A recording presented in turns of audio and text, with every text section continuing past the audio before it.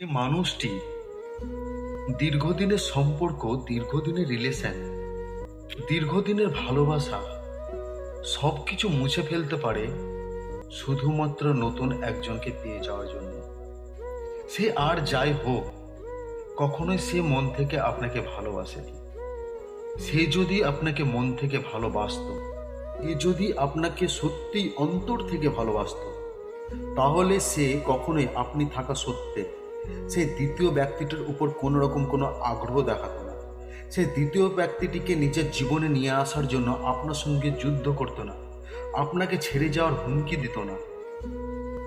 আপনার সঙ্গে যদি এই ধরনের ঘটনা ঘটে থাকে, তাহলে অবশ্যই আপনি এই সম্পর্ক থেকে এক্ষুনি বেরিয়ে আসুন।